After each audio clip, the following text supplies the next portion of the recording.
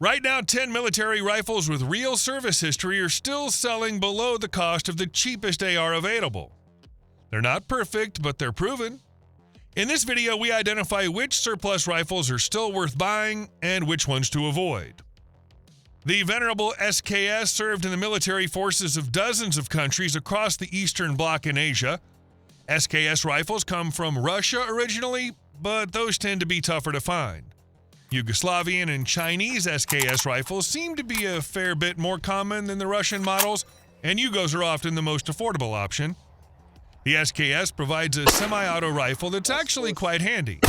It's more than just a surplus rifle and can be used as a working gun, a hunting rifle, and even a defensive weapon. The fixed 10-round magazines make them assault weapons band-proof, which is rather nice. SKS rifles use a short-stroke gas piston system that's been proven quite reliable. Like the AK, it eats when it's filthy dirty, when it's hot or cold, and even when it's not hungry. It fires the 7.63 by 39mm round, an abundant caliber in the United States and rather cheap. It's no sniper rifle, but it puts lead where you need it. Finish off the rifle with an old-school Chinese chest rig and a pile of stripper clips to get the complete experience.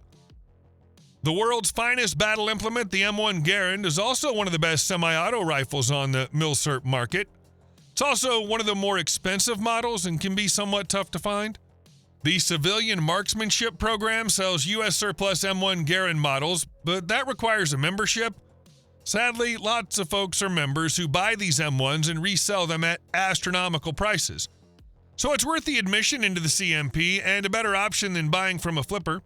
The semi-auto action and rapidly reloading design made the American soldier a force to be reckoned with in a field of bolt-action rifles as we entered World War II. It fires the .30 service cartridge, aka the .30-06. This ammo is common and available, but not exactly cheap. A cartridge belt replica and a belt full of clips will make you well-equipped to storm beaches and kill Nazis. Don't forget the bayonet. What do you think of the M1 Garand? Let us know by giving it a rating in the comments section. Regardless of whether you're really into milsurp or not, you're going to dig this one. Known for the straight pull bolt, the beer keg charging handle, and a gorgeous Swiss shield, the Carabiner 31 is a sweet model for shooters and collectors. Built on a reputation for excellent machining and craftsmanship, the K31 doesn't disappoint. It offers legendary accuracy, firing the 7.5 by 55mm Swiss round. Many military rifles murder your shoulder, but the felt recoil on the K31 isn't too bad. I'll call it medium and certainly manageable. Be wary that it feels a bit heavy and ammo is expensive, but with a unique cartridge like that, it's to be expected. But aside from that, the K31 is a fun gun to shoot and even better to show off. The Lee Enfield has undergone many revisions since its original introduction in 1895, but for this video we are specifically looking at the number 1 and number 4 variants, which are the most iconic and popular versions. These rifles have a very robust, reliable action and are noted for their smooth cock-on-close action and higher 10-round capacity. They're often associated with the Mad Minute drill that required soldiers to put at least 12 to 15 rounds on a target at 300 yards within a minute. As mentioned, the Enfield boasts a 10-round capacity and can be loaded using 2 5-round stripper clips. This is double the 5 rounds that most standard bolt-action rifles of the era held. Recoil-wise, the .303 British round is about on par with .30-06 out of a bolt-action rifle of similar weight. While the short number 5 jungle carbines might look appealing, the recoil is pretty heinous, hence our recommendation on sticking to the classic number 1 and number 4 versions. Enfields have managed to stay a bit more stabilized in price over some other guns like the Mauser K98 and are even cheaper than many of the Mauser clones like the Yugo M48s. These are awesome shooters with a ton of history behind them and are a great addition to any milshire action. Mosin Nagants have long been the go-to surplus rifle for those new to the world of milsurp. This was mainly because they were widely available, as was surplus 7.62 by 54mm ammo. The price of Mosin has risen drastically in the last few years, due largely in part to a new generation of shooters, dwindling supply, and video game popularity. Although the days of $89 Mosins and cheap 54R Spam cans are gone, the rifles are relatively affordable as far as milsurp goes. Like the Lee Enfield, there have been a ton of variants of the Mosin Nagant since its inception. The rifle's been around since 1891 and has been used in nearly 50 different major wars and conflicts. While these are solid rifles, they do exhibit the typical Russian standard of manufacturing. Lovingly referred to by many as the garbage rod, Mosin actions aren't as smooth as the other rifles on this list, and they are definitely rougher around the edges. However, the rifles are rugged and have clearly withstood both the test of time and the test of new young shooters abusing 100-year-old guns. Again, we typically like the longer variants such as the 9130, but if you like shooting fireballs and feeling some mighty recoil, the M38 and M44 carbine variants are pretty easy to find as well. The Swedish Mauser model of 1896 is a step up from the price of the Mosin. With this increase in price comes an increase in the quality of firearm being purchased. The Swedish Mausers are known for their excellent fit and finish. Even those like the one pictured, which has taken many dings and dents, maintain an undeniable aesthetic quality.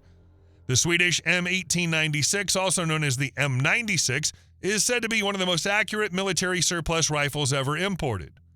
This makes it an obvious choice for new collectors who want a top-notch shooting experience with their first military surplus rifle. The Swedish Mausers have an intriguing history of their own, which I recommend new collectors look into, regardless of their choice of first purchase. The M96 chambers the 6.5 by 55 millimeter cartridge.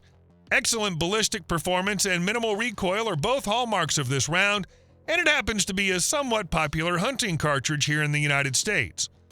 This means that several manufacturers are producing ammunition for the M96, which a collector should be able to find at many local gun stores and large retailers. The performance of a well-preserved M96 with quality ammunition is great even by today's standards. The high build quality of the M96 paired with its ballistic performance make it an ideal choice for new collectors who want to squeeze the best possible accuracy results out of their surplus firearm at the range. Japanese firearms are some of the most interesting used in the Second World War. Portrayals in popular media like HBO's The Pacific have increased the appreciation many prospective collectors have for these firearms, especially the Arisaka rifles. The Arisaka rifles have appreciated greatly in value in recent years, with the Type 99 variant currently selling online for between $450 and $1,000 based on condition and variant. However, price is not currently the barrier to entry for the Arisaka rifles. Ammunition, both for the 6.5mm and 7.7mm variants of Arisaka, has become extremely scarce. Reloading components exist for the rounds, but many new collectors will not have the means to reload ammunition. Prices fluctuate, but 20-round boxes of factory-manufactured 7.7 Japanese routinely sell for $3 a shot or more, when they can even be found. Very few, if any, manufacturers produce cartridges for the Arisaka rifles at this time, so shooting them has become increasingly difficult for those who don't have the means to reload. This is not only an issue with Arisakas, but with a host of other military surplus firearms. Certain rounds that were once available on the shelves of gun stores now rarely make an appearance, even in the online market. Buying the needed tools and components to reload opens up a lot of doors for military surplus shooters. For those who can't load their own ammunition, it's imperative to research and consider the current availability of ammo for a surplus firearm before taking it home. While an Arisaka rifle makes an excellent addition to a collection and is a joy to shoot at the range, the difficulty in acquiring ammo for many new collectors is a sign that they should steer clear unless they can produce the ammo themselves. American soldiers armed with Krag Jorgensen military rifles chambered in 30-40 Krag received a sobering lesson during the Spanish-American War. The United States thought the Krag rifle's ease of use while reloading was advantageous. The Spaniards, equipped with Mauser rifles, were simply more effective. Mauser rifles shot farther and flatter. They penetrated harder with a more humane bullet and reloaded quicker. As a result, the Army selected the 1903 Springfield, named after the Springfield Armory, to replace the Krag Jorgensen. The new rifle incorporated many features that made the Mauser such a revolutionary rifle. The gun was so similar to the Mauser that Springfield had to pay royalties to Mauser for patent infringement. However, like the Mauser, the 1903 Springfield was a very successful rifle. American soldiers widely used it in World Wars I and II. Chambered in the ubiquitous .30-06 Springfield cartridge, the Springfield is a very accurate rifle with a competent shooter capable of hitting targets at long range. For this reason, it was used by American snipers in World War II, Korea, and Vietnam. These characteristics make the 1903 Springfield an excellent choice for hunters and shooters. Hunters using surplus 1903 Springfields have taken virtually every North American big game species. Unfortunately, the biggest problem with the 1903 Springfield is that it's probably the most expensive military surplus gun on this list, fetching prices over $800 in most cases. At the end of the day, every shooter and collector is different, and each enjoys and engages in the hobby and sport in different ways. A shooter's or collector's specific circumstances and taste in firearms will greatly affect what makes a good or bad first purchase.